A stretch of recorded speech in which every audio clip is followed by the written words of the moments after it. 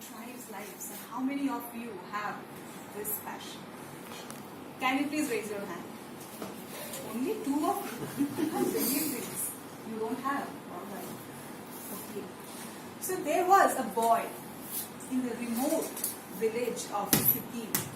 The boy was born to a farmer's family, and the boy had no money, no connections. But the only thing the boy had was determination and diligence and dedication. With this, the boy became the poster boy of Indian football, the remarkable striker of India who won the Arjuna Awards in 1999. Whom am I talking about? Baichung Bhutia. Yes. Dear Toastmasters and guests, football is always inspiring us, and moreover, this is the season of football. So let us talk about this. Right. Then the next story is of a boy who started playing football when he was just 5 years old. His father was a daily wage winner in a factory, and his mother was a cleaner in that factory. The boy started playing football when he was just 5 years old. And he became a football coach when he became 8 years old. And then when he became 11 years old, he was diagnosed with a disease, a deficiency in hormone growth. But the parents of that boy did not have that money to fund the medical treatment. It was almost $900 per month that was required. So who funded the boy? Who sponsored the boy? I just can't believe it. I am still shivering. I mean, electrifying. It's electrifying me that the 11 years old boy was sponsored by the Barcelona Football Club. The club took the entire expenditure for his medical treatment, and not only that, the boy moved from Argentina to Spain because the boy had to sign a contract with the club of Barcelona that the boy will play for the club. Can you guess who the boy is? Lionel Messi. Yes, it is Messi, none other than. If you think that poverty is a curse, how many of you think that poverty is a curse? This boy has proved, or Baichung Bhutia has proved, that poverty can be a very powerful motivator and not a curse. Right. Now, this is the time for the next story. There was a little boy who again started playing football from an early age, and his father was a gardener and mother was a cook. And their financial condition was also very poor, and to make it even worse, the boy headed towards a wrong way at a very early childhood. What he did, do you know? He was just 14 years old and he was expelled from his school because he wanted to throw a chair to his teacher. So that is why he was expelled from his school. Later on, the boy was 14 years old that time. In the next year, when he became 15, he was diagnosed with a heart disease. The name of the disease I forgot. It's heart disease. Pacer heart. And that disease, it demanded immediate operation, surgery, heart surgery. Again, everyone thought that after this surgery, at just the age of 15, the football career of the boy would be ended. But the boy proved everyone wrong and came back for practice just after a few days of the surgery. Whom am I talking about? Cristiano Ronaldo. The former Manchester United winger, and currently he is playing for Real Madrid, as well as the captain of the Portugal national football team, Cristiano Ronaldo. I'll just show you the pictures. This is the Baichung Bhutia, this is the Messi, and this is... Do you know Messi? Yes. Do you know his story? Chetri told in an interview that he didn't have money to buy his shoes.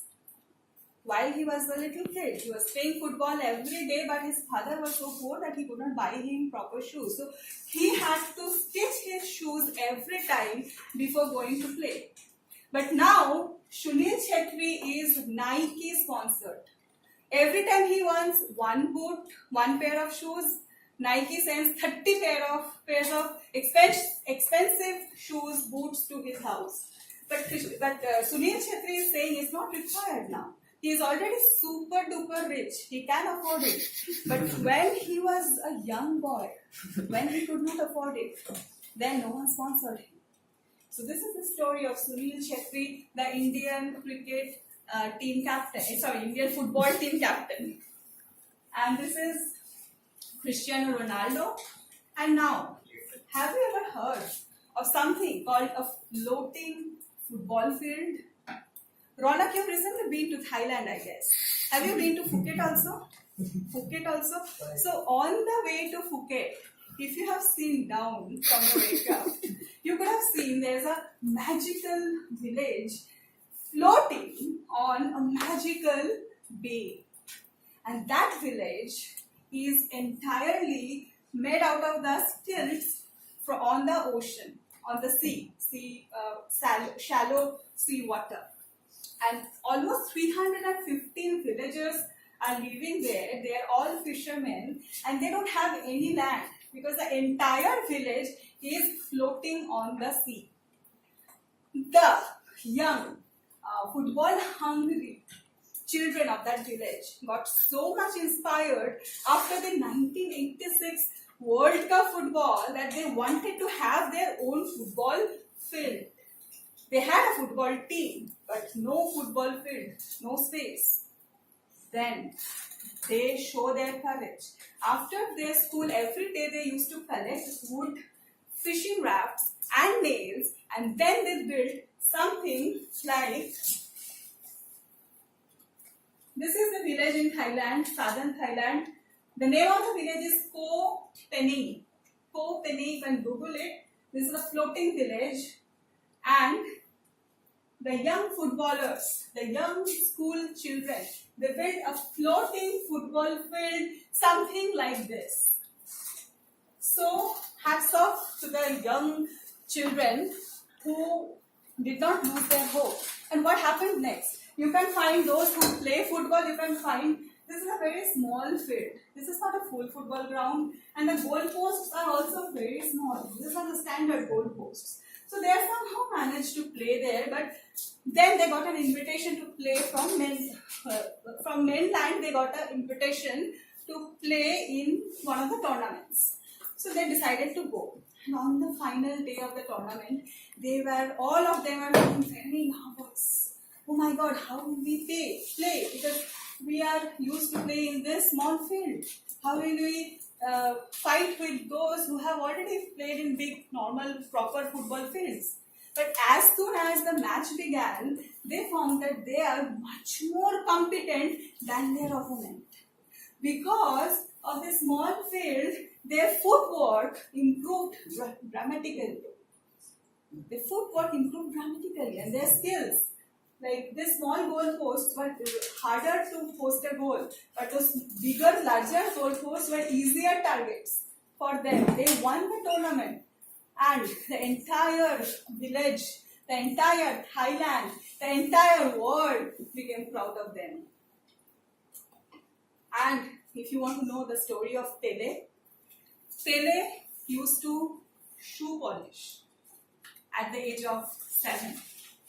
And he didn't even have a proper football to play with. What he had was, somehow he made a makeshift arrangement by the old clothes and socks. That's what he had. And from that, today, Pele is the king of the football. So,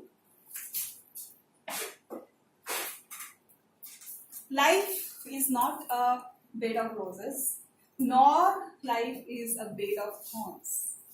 So challenges and obstacles, if we see the other way, they are the opportunities for us. Like all our favorite footballers, like Messi, like Ronaldo, like Maradona or Pele, have kicked away all their pain and hopelessness and dribbled to the purpose of life and kick post their goal in the right goal post. In that way, can you also kick all your problem away in style and post your ball right to the goal and become the winner? What do you think, Madam Toastmaster?